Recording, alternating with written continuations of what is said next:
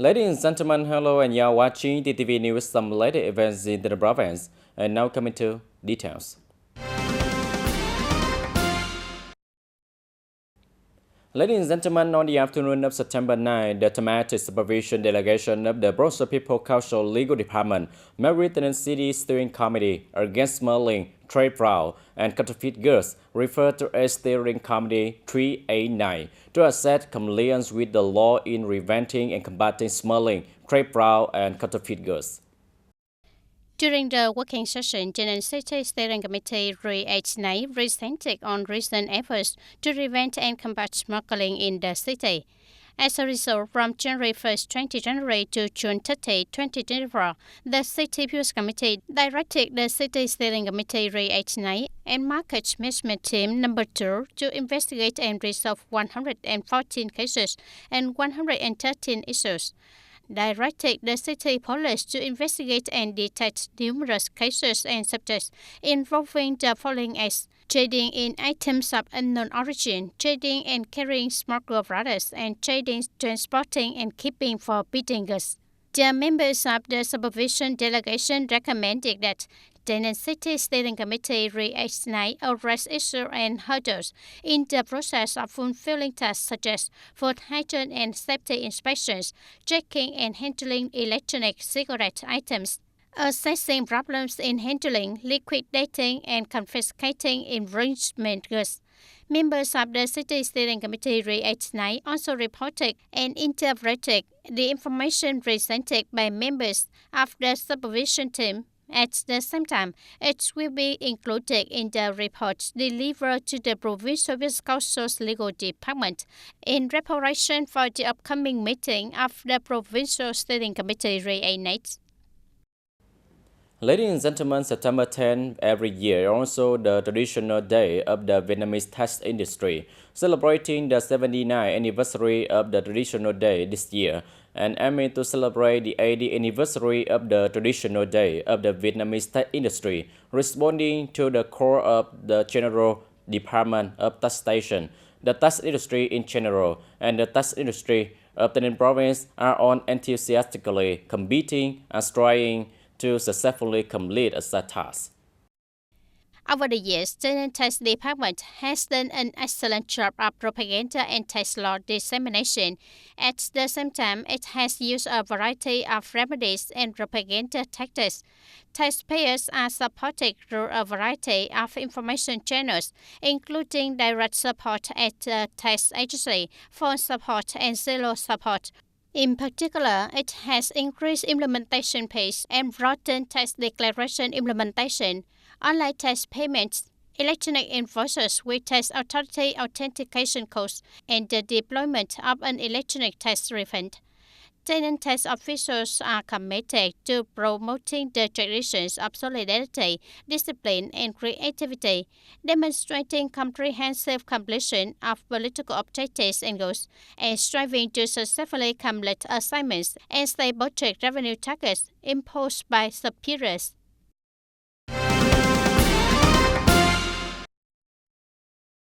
On September 10, Mr. Limited, member of the Bronx Party Standing Committee, Secretary of the Tayninh City Party Committee, and Mr. Winterben, Deputy Secretary of the City Party Committee, Chairman of the City People Committee, attended the ceremony to announce and hand over the decisions of the Tayninh City Party Standing Committee on cadre wards in Ward 2, Hiệp Ninh, Ninh Thành wards, and Tân Bình communes. According to the decisions of the City Party Standing Committee, Mr. Nguyễn Nhật Lê Dinh, Deputy Secretary of the Party Committee and Chairman of the People Committee of Ward 2, resigned from participating in the Executive Committee, Standing Committee, and Deputy Secretary of the Party Committee Ward 2, term of 2020-2025, transferred to work at the City Department of Culture and Information. Mr. Lâm Hoàng Trọng, Deputy Secretary of the Party Committee and Chairman of the People's Committee of Tân Bình Commune, should be rotated out of the Executive Committee, Standing Committee, and Deputy Secretary of the Party Committee of Tân Bình Commune. And additional members should be appointed to the Executive Committee, Party Committee, the Standing Committee, and the position of Deputy Secretary of the Party Committee of Ward 2 for the term of 2020-2025. Mr. Nguyễn Thành Long, Deputy Secretary of the Party Committee and Chairman of the People Committee of TayNinhTVToday, has been transferred to the office of the People Council and People Committee from his position on the Executive Committee, Standing Committee, and Deputy Secretary of the Party Committee of TayNinhTVToday. Rotate and nominate Mr. Huỳnh Thanh Nhã, Deputy Head of the CD Internal Affairs Department, to the Party Executive Committee, to the Standing Committee, and serve as Deputy Secretary of the Party Committee of TayNinhTVToday for 2020-2025. Article mobilize Mr. Huỳnh Thế Tài, Party Committee member, Vice Chairman of TayNinhTVToday People Committee, will discontinue participation in the TayNinhTVToday Party Executive Committee, mobilize and appoint additional members to the Party Executive Committee, participate in the Standing Committee, and hold the position of Deputy Secretary of the Party Committee of Tân Bình Khăm Muộn for the 2020-2025 term. All decisions take effect from September 10, 2024. TayNinhTV Police convened a conference on September 10 to implement a strategy to ensure security and order for the Yitrikum Festival, which celebrates the TayNinhTVToday religion. The session was headed by Colonel Nguyễn Nhật Rải, Director of the Bronzo Police. TayNinhTV Police have prepared a strategy to segregate traffic flow and organize checkpoints on important highways to avoid traffic bottlenecks, focus on fire and explosion prevention, and reparations to transport delegations to the festival. At the same time, assigned forces and special working groups reignite to improve patrols, regulate and swiftly detect, prevent, and arrest potential law infractions and situations. Ladies and gentlemen, the Vietnam Fatherland Front was established on September 10, 1955, with the goal of uniting all national and democratic forces, fighting to defeat the invading U.S. imperialists and their hegemons, and building a peaceful, unified, independent, democratic, and strong Vietnam. Since its inception 69 years ago, the Vietnam Fatherland Front has been in the center of preserving and building royal national unity through periods of struggle, reservation, construction, and growth of the country. Since its establishment, the Vietnam Fatherland Front at all levels in Tây Ninh province have always actively mobilized people from all walks of life to promote the spirit of initiative and creativity, overcome difficulties and emulate productive labor export, actively participate in building the party and government, thereby creating great strength and promoting the development of the province. In recent times, many emulation movements and campaigns launched and implemented by the Fatherland Front have been actively responded to, contributing to the successful implementation of the task of socio-economic development. At that time, I was suffering. My child was sick. I was suffering even more. It was all over. I had a heart attack. I was in the hospital. There was also a house that sold all the money for treatment. I ran out of money. Now I'm here. My mother gave me a plan to build a house here. I'm happy to see the government support the cow in the house. When I received capital support to raise cows, I planted more grass. To feed the cows. I had a part-time job with a cow to take care of. Now the state supports this cow and house. I'm very happy. In particular, two campaigns on people unite to build a new life in residential areas, and the Day for the Poor campaign launched in 2000, chaired by the Vietnam Fatherland Front, have been replicated throughout the country. From the day it was established until now, the head of religion board has actively participated in implementing the model because it recognizes that this is the right model to ensure security in religion. Furthermore, the head of religion board frequently disseminates information to the 17 participating ritual groups. When this model is implemented, Cao followers quickly gather information sources, meeting the necessity of rapidly reporting to the commune police and the commune Fatherland Front when there is a loss of security or children violating the law.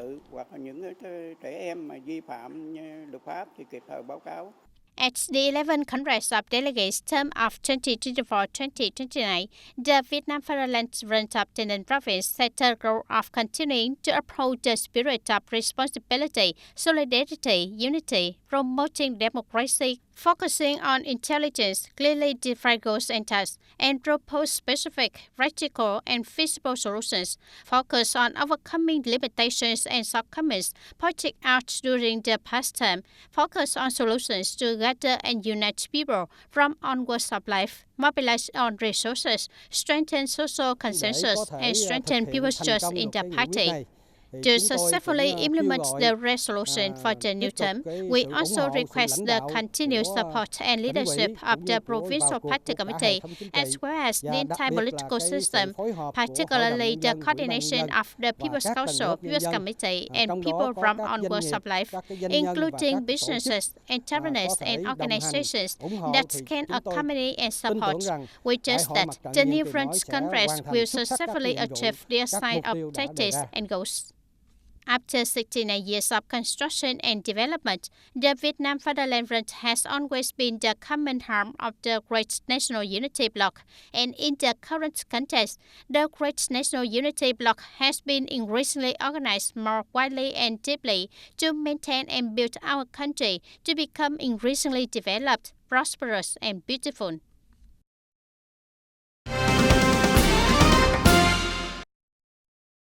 Ladies and gentlemen, dividing waiting lanes for motorbike and cars at intersection is an effective solution to improve traffic order. However, the big problem often encountered is the poor awareness of vehicle drivers, especially in complying with regulation on lane separation. Accordingly, little lane separation helps reduce the risk of collision between cars and motorbikes. When vehicles are divided into waiting lanes and stopped at the right location, traffic will be organized, increasing the efficiency of the travel process when the green light turns on. According to record at 9:15 a.m. on September 8, this 7-seat car almost completely stopped in the motorcycle waiting lane. Similarly, at 9:40 a.m., the truck with registration number 70H00350 stopped rushing on the waiting lane for motorcycle. Obviously, due to the lack of awareness of traffic participants, the effectiveness of this waiting lane separation is still limited. Besides, at some intersections, lane separation has not been fully implemented. For example, at the intersection of Phạm Nhân Đồng, La Long Quân, and Võ Thị Sáu, there is one direction without separate waiting lanes for motorcycles and cars.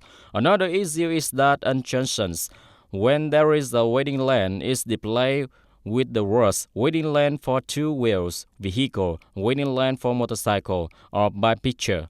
But at other intersections, today the Cầu Nổi intersection is not displayed in words or photos. This makes it difficult for traffic participants to cooperate because they do not comprehend the purpose of the waiting lane separation. Hopefully, in the near future, the authority will intensify propaganda for the people while also considering further options to optimize the ability to divide waiting lanes at junctions with traffic signal system effective.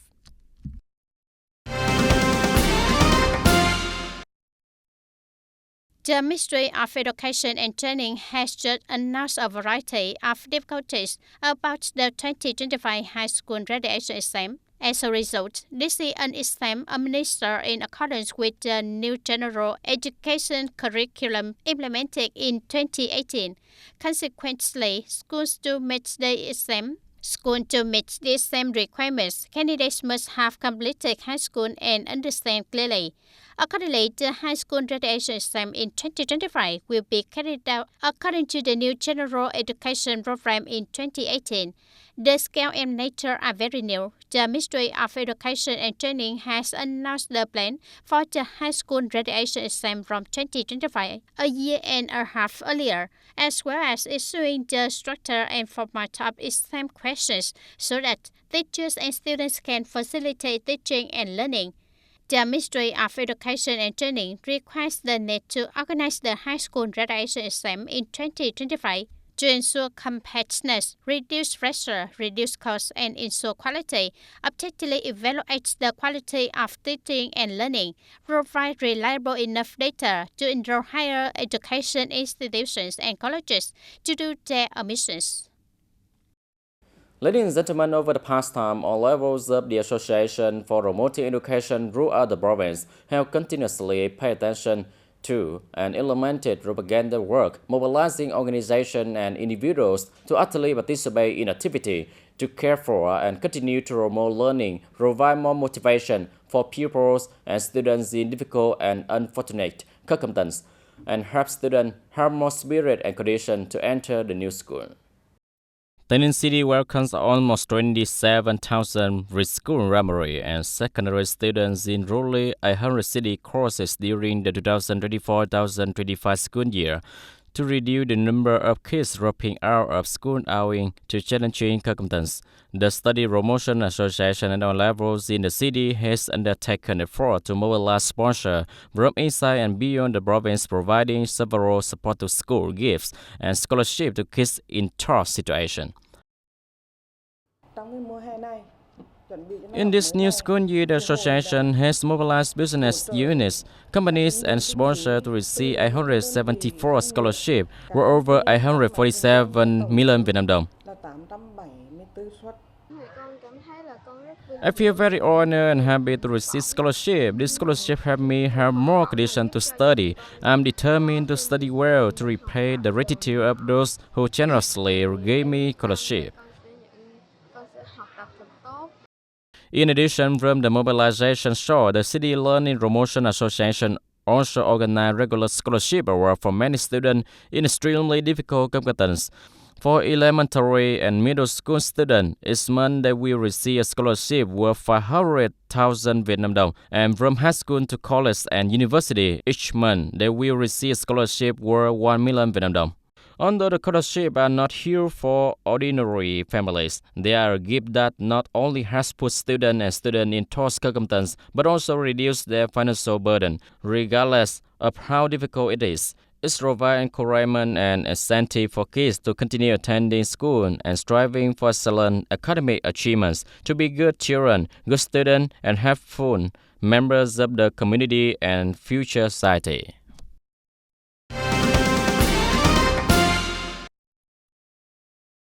On September 10, 2024, an interdisciplinary inspection team led by the Department of Agriculture and Rural Development continued to investigate food production and trading facilities in Bến Cầu district. The delegation visited the coffee processing facility in Quarter 4 Bến Cầu Táo. During the inspection, the delegation saw that the coffee processing plants was well organized in terms of cleaning the working area and storing raw materials and products. The inspection team urged that the establishments keep the standards in place to ensure food safety, as well as inspect and clean the manufacturing area on a regular basis. The inspection team picked one piece of powder coffee product to conduct a quality check.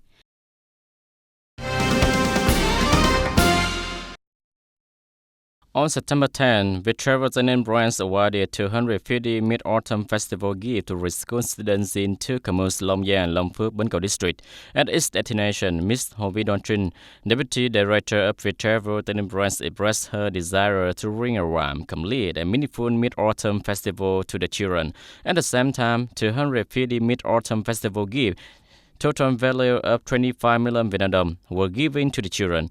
The program brought a meaningful Mid-Autumn Festival to the children of Long Giang and Long Phước Commune, thereby contributing to all levels, sector, and the whole society to continue to perform well the work of caring for and protecting teenagers and children in the province.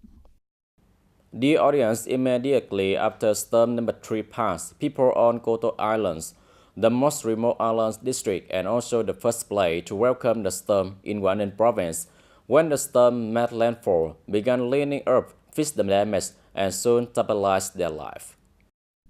The storm made the island paralyzed. The whole island lost power. More than 50 places with broken power lines fell on the road. The telecommunication system also lost connection. 22 water vehicles and aquaculture rafts were wrecked. About 500 houses and buildings are covered with corrugated iron roofs and tile. Many trees and over 500 of coastal protected forests were broken and fell by the wind. Fortunately, there were no casualties. After the storm, my family suffered heavy losses, nothing left. So far, we have to try to fix it, do it all over again. As everyone can see, my house collapsed. The tin roof also blew away, nothing left. This is really a big storm. Currently, in addition to focusing on fixing power lines and equipment in order to have electricity back to life soon and signals to ensure smooth communication, Koto Island District is mobilizing maximum forces to help people overcome the consequences of the storm, temporarily repair houses, clean the environment, cut down trees along the roadside. We have called for more support from Vundong, but currently the sea is big, so we are very proactive in restoring the telecommunications infrastructure as soon as possible. With every passing hour, the roads on Koto Island are cleaned up more neatly. The sea is calm again. Ships entering and leaving the island will dock again. The return of spending after the storm will gradually recover with initiative and resilience. Ladies and gentlemen, that's all for today TTV News. Thank you for watching and see you next time.